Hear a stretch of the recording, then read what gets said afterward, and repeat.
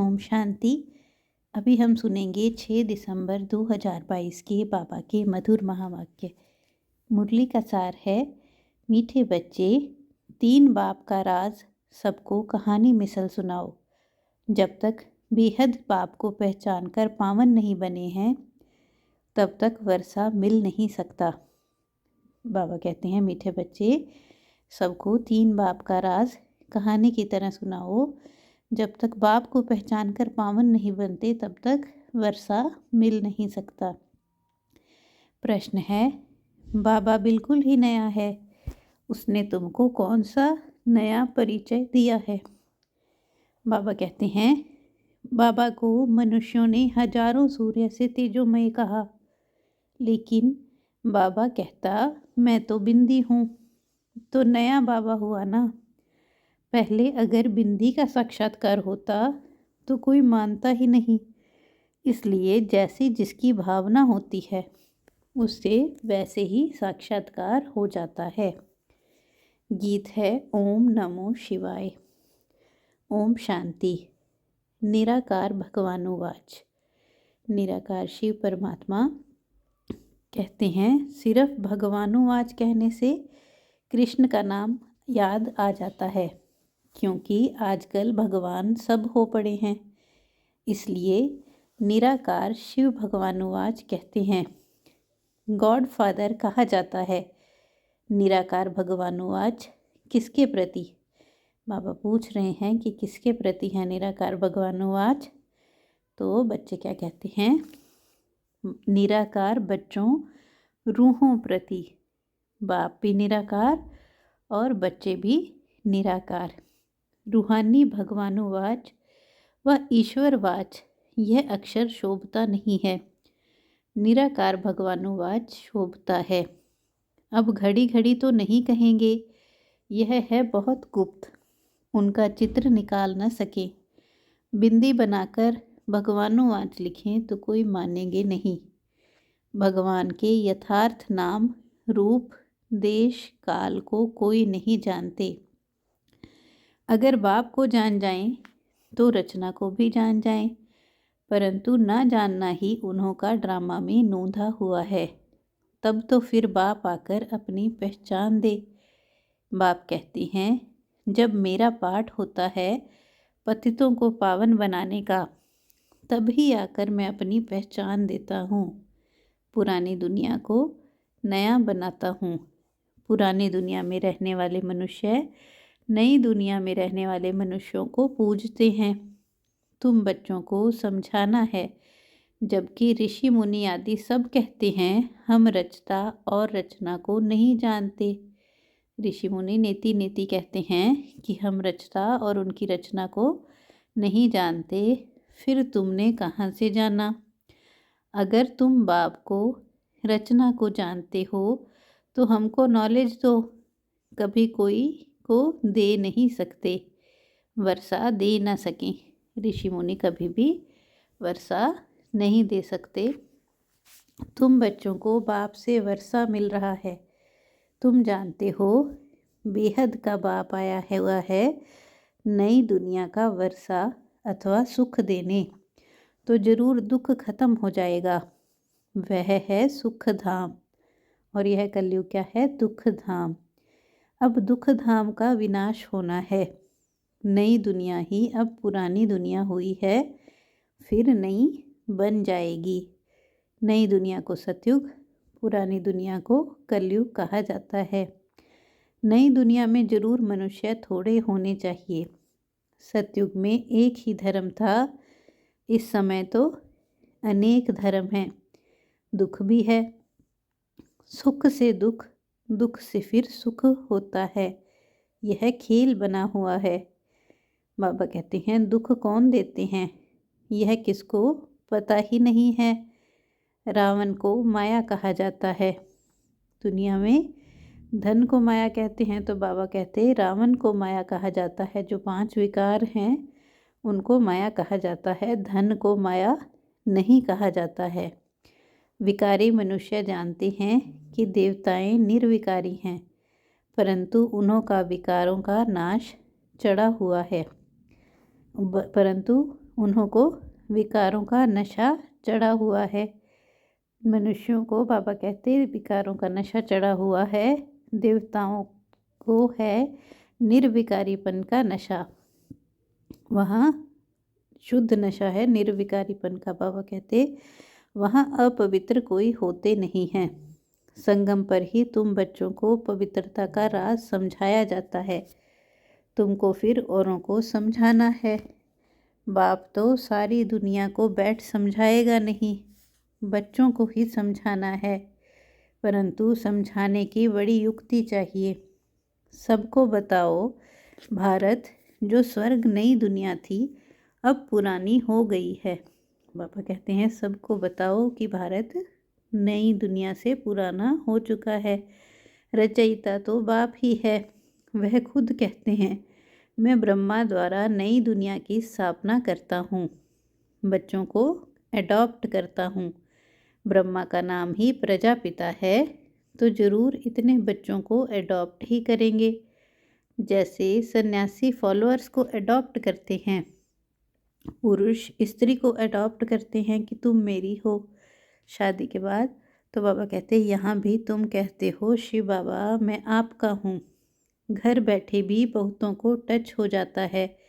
फिर क्या कहते हैं कि भल बाबा हमने आपको देखा नहीं है क्योंकि बंधन में हूँ, आ नहीं सकती हूँ, परंतु मैं हूँ आपकी। बाबा कहते हैं तो आपको भी बाबा ने अडॉप्ट किया है। पवित्र तो जरूर बनना पड़े। पतित मुक्ति जीवन मुक्ति में जा नहीं सकते। पतित पुकारते हैं कि आओ आकर पावन बनाओ। तुम बच्चों को समझाना चाहिए कि भारत स्वर्ग था। यह लक्ष्मी नारायण स्वर्ग के मालिक थे।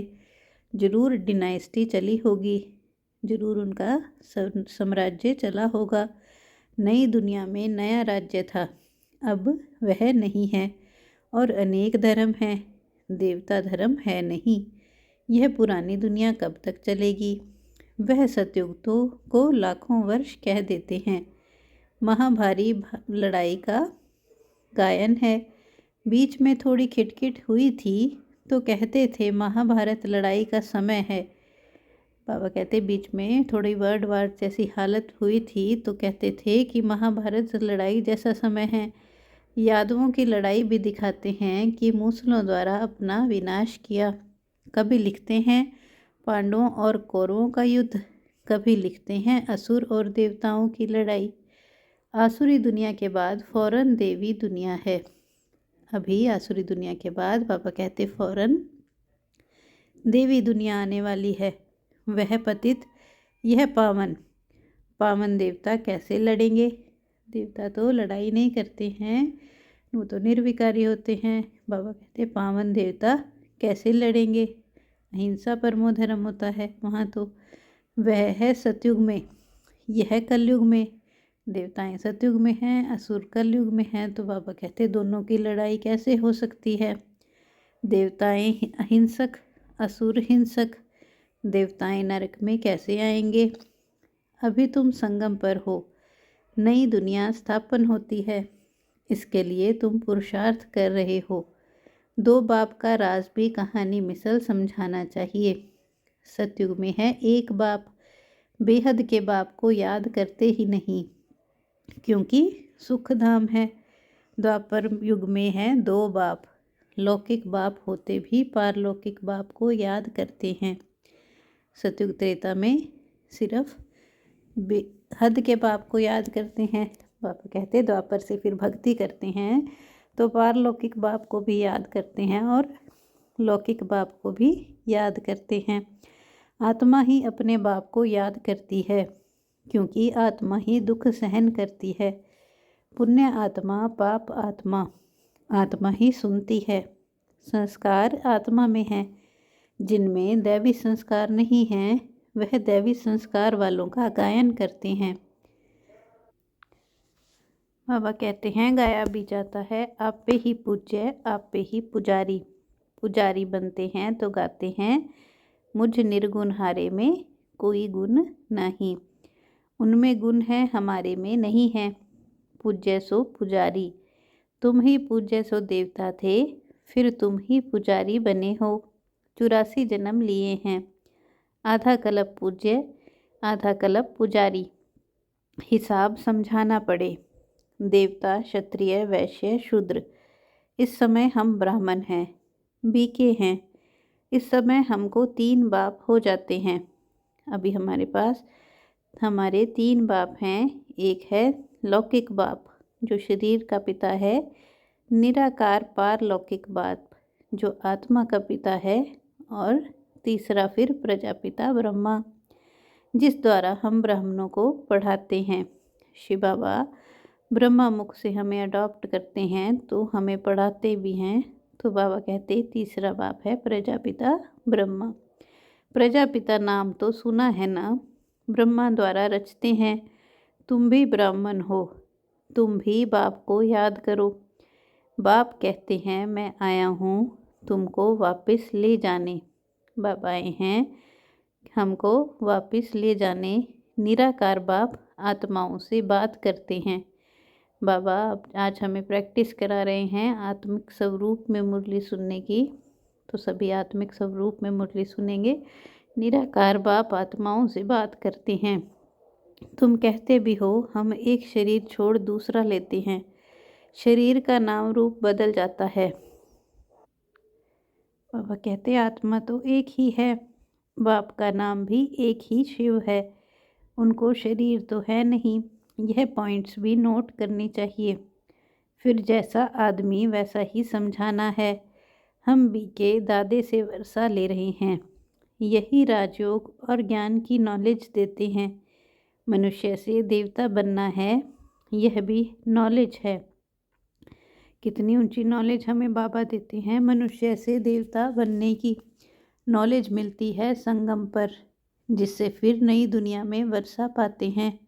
वर्षा बाबा कहते पतित दुनिया में आकर मैं पावन दुनिया स्थापन करता हूँ। अभी बाप आए हैं घर ले जाने। ड्रामा अनुसार सबको घर जाना है। फिर पहले सूर्यवंशी, फिर चंद्रवंशी, फिर वैश्य शूद्रवंशी बन जाते हैं। वह है निराकार आत्माओं का झाड़। यह है साकारी मनुष्य का झाड़। ब्रह्मा देवता, ब्राह्मण देवता, क्षत्रिय, वैश्य, शूद्र, इसमें सारा विराट रूप आ जाता है। ब्राह्मण वृद्धि को पाते रहते हैं। रुद्रमाला और विष्णु की माला बनेगी। ब्रह्मा की माला नहीं कह सकते। बाबा कहते क्योंकि बदलते जाते हैं, कभी छोड़ जाते हैं कुछ लोग। तो बाबा कहते माया खा जाती है उनको, तो ब्रह्मा की माला नहीं कह सकते क्योंकि बदलते रहते हैं। इसलिए रुद्रमाला पूजी जाती है। यह है नई नई बातें। यह बातें कोई की बुद्धि में ज़रा भी नहीं है। कल्प की आयु लाखों वर्ष कह देते हैं, इसलिए तुम्हारी इस बातें सबको नई लगती हैं। नई दुनिया के लिए नई चीज़ मिलती है। नई दुनिया के लिए नई चीज़ मिलती है। बाबा भी वास्तव में नया है। वह तो कहते हैं नाम रूप से न्यारा है, या तो कह देते हैं हजारों सूर्य से तेजोमय है। सो तो जरूर जैसी भावना होगी वैसा साक्षात्कार होगा। बिंदी का साक्षात्कार हो तो कोई माने ही नहीं। यह सब बातें नहीं होने के कारण मूझते हैं। जो यहाँ के होंगे उनकी ही सैम्पलिंग हो लगेगी। बाबा कहते तुम बच्चों ने अब अच्छी तरह समझा है, तो पारलौकिक बाप के लिए भी समझाना है। बाबा कहते तुमने समझा है तो सबको समझाना है। तुम आधा कल्प से उनको याद करते आए हो। सुख देने वाले को ही याद किया जाता है। रावण सबका दुश्मन है, तब तो उनको जलाते हैं। पूछो रावण को जलाते कितना समय हुआ? बोलेंगे अनादि। उनको तो मालूम ही नहीं रावण कब से आते हैं। सतयुग में तो रावण होता नहीं। भारत का सबसे पुराना दुश्मन रावण है। रूह को पतित बनाने वाला है। आत्मा का दुश्मन कौन? बाबा पूछ रहे हैं आत्मा का दुश्मन कौन है? रावण। आत्मा के साथ शरीर भी है, तो दोनों का दुश्मन कौन हो गया? तो बच्चे कहते रावण। रावण में आत्मा है, पापा पूछ रहे हैं रावण क्या चीज़ है? बस विकार हैं। ऐसे नहीं कि रावण में भी आत्मा है। रावण का जो पुतला बनाते हैं तो बाबा कहते हैं ऐसे नहीं कि रावण में भी कोई आत्मा है, रावण भी कोई अलग चीज़ है। ये जो 5 विकार हैं उन्हों को ही रावण कहा जाता है। आत्मा में ही 5 विकार हैं जिसका पुतला बनाते हैं। तुम जानते हो अभी है दुख, फिर सुख में जाना है, तो जरूर बाप आकर ले जाएंगे। वही पतित पावन है। जैसे दूसरी आत्मा आती है वैसे यह भी आते हैं। शिव बाबा ब्रह्मा के तन में प्रवेश करते हैं, श्राद्ध खिलाते हैं तो आत्मा को बुलाते हैं। ब्राह्मण को ही अपने बाप की आत्मा समझ सब कुछ करते हैं।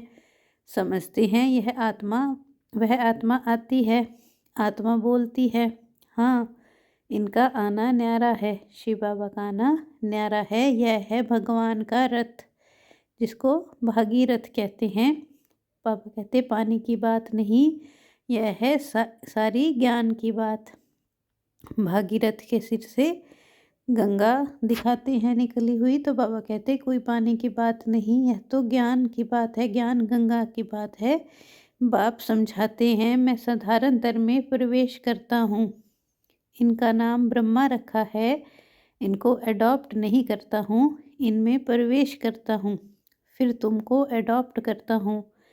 तुम कहते हो शिव बाबा मैं आपका हूँ, तुम्हारा बुद्धि योग ऊपर चला जाता है, क्योंकि बाबा खुद कहते हैं मुझे याद करो तो तुम्हारे विक्रम विनाश होंगे।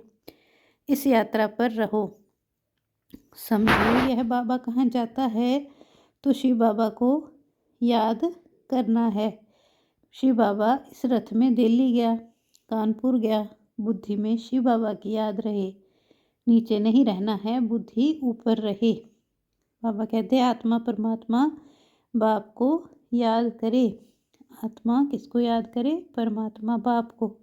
बाप कहते हैं मेरा रहने का स्थान तो वहाँ ऊपर है, परम धाम में, हमारे पिछाड़ी यहाँ नहीं भटकना है, तुम मुझे भी वहाँ याद करो। बाबा कहते मैं परम धाम में रहता हूँ तो मुझे वहीं याद करो, तुम आत्माएं भी बाप के साथ रहने वाली हो। ऐसे नहीं बाबा का स्थान अलग तुम्हारा अलग है, नहीं, यह बातें बुद्धि में बिठानी है। एक एक को अलग, जैसे तुम कराची में समझाते थे वैसे अच्छा रहता है। इकट्ठे एक दो के वाइब्रेशन ठहरने नहीं देते हैं। बाबा कहते अलग अलग सबको समझाना है। अगर एक साथ समझाते हैं तो एक दो के वाइब्रेशन एक दो को बुद्धि में ज्ञान को ठहरने नहीं देते। भक्ति भी एकांत में करते हैं, यह पढ़ाई भी एकांत में करनी है। पहले बाप का परिचय देना है। बाप पतित पावन है, उन द्वारा हम पावन बन रहे हैं। बाप कहते हैं बच्चे यह अंतिम जन्म पावन बनेंगे तो माया तो विश्व के मालिक बनेंगे। कितनी बड़ी कमाई है। बाप कहते हैं धंधा आदि भल करो, सिर्फ मुझे याद करो। पावन बनो तो योग बल से तुम्हारी खाद निकल जाएगी। आज तुम क्या बन जाएंगे? सतो प्रधान बन जाएंगे। एक रस कर्मातीत अवस्था बन जाएगी। बुद्धि में ज्ञान का सिमरन करते रहो। मित्र संबंधियों को भी यह समझाते रहो। आधा कल्प बाबा कहते मित्र संबंधियों को भी अभी यह ज्ञान दो कल्प का। कल्प पहले भी तुमको ऐसे समझाया था, कोई नई बात नहीं है। कल्प कल्प बाप आकर हमको समझाते हैं, हम फिर दुनिया वालों को समझाते हैं। बरोबर भारत स्वर्ग था फिर बनेगा, यह चक्र फिरता रहता है। सतयुग को लाखों वर्ष कैसे हो सकते हैं? इतनी आदमशुमारी कहाँ है? फिर तो अनगिनत हो जाएं। बाबा कहते हैं अगर सतयुग लाखों वर्ष का हो तो पॉपुलेशन कितनी बढ़ जाए। 4 युग हैं, हर एक युग की आयु 1250 वर्ष है। जैसे तुमने समझा है वैसे समझाते रहेंगे। झाड़ की वृद्धि होती रहेगी, कभी ग्रहचारी बैठ जाती है फिर उतरती जाती है। बाप कहते हैं समझाना बहुत सहज है। अल्फ बे, अल्फ माना परमात्मा को याद करो, बे माना बादशाही को। मूल बात है याद की यात्रा। मेहनत भी है। कलप के बाद यह याद का धंधा मिलता है, परंतु है गुप्त। यह मुश्किल सब्जेक्ट है। अलफ को याद करना, अलफ को ही भूले हो। भगवान को कोई जानते नहीं, गाया भी जाता है सतगुरु बिगर घोर अंधियारा। सोजरे में एक ही सतगुरु ले आते हैं। अच्छा, मीठे मीठे सिकी लदे बच्चों प्रति माता पिता बाप दादा का याद प्यार और गुड मॉर्निंग। रूहानी बाप की रूहानी बच्चों को नमस्ते। हम रूहानी बच्चों की रूहानी बाप दादा को दिलवा जान सिकवा प्रेम से नमस्ते नमस्ते। शुक्रिया बाबा, शुक्रिया। धारणा के लिए मुख्य सार है, योग बल से आत्मा को सतो प्रधान बनाकर एक रस कर्मातीत अवस्था तक पहुंचना है। याद की गुप्त मेहनत करनी है। एकांत में पढ़ाई करनी है। बाप से मुक्ति जीवन मुक्ति का वर्षा लेने के लिए इस अंतिम जन्म में पवित्र जरूर बनना है। बाबा वरदान दे रहे हैं, एक पॉइंट शब्द की स्मृति से मन बुद्धि को नेगेटिव के प्रभाव से बचाने वाले नंबर 1 विजयी भव। एक पॉइंट शब्द की स्मृति से, बिंदी की स्मृति से बाबा कहते मन बुद्धि को नेगेटिव के प्रभाव से बचाने वाले नंबर 1 विजयी भव। वर्तमान समय विशेष माया का प्रभाव मन में नेगेटिव भाव और भावना पैदा करने व यथार्थ महसूसता को समाप्त करने का चल रहा है। बाबा कहते माया मन में नेगेटिव भावना और भाव पैदा करती है, तो इसलिए पहले से ही सेफ्टी का साधन अपनाओ। इसका विशेष साधन है सिर्फ एक पॉइंट शब्द। कोई भी संकल्प, बोल व व्यर्थ कर्म है तो उसको पॉइंट लगा दो। कोई भी व्यर्थ संकल्प हो, बोल हो, कर्म हो, उसको बिंदी लगा दो, तब नंबर 1 विजयी बन सकेंगे। माया के स्वरूपों को पहचानो, सीजन को पहचानो और स्वयं को सेफ कर लो। वो कहते पहले ही माया के रूपों को पहचान कर खुद को सेफ कर लो, पॉइंट लगा दो व्यर्थ को। स्लोगन है, संगम पर जिन्हें सेवा का श्रेष्ठ भाग्य प्राप्त होता है वही पद्मा पदम भाग्यवान है। संगम युग पर जिन्हें सेवा का श्रेष्ठ भाग्य प्राप्त होता है वही पद्मा पदम भाग्यवान है। अच्छा, ओम शांति, ओम शांति, ओम शांति।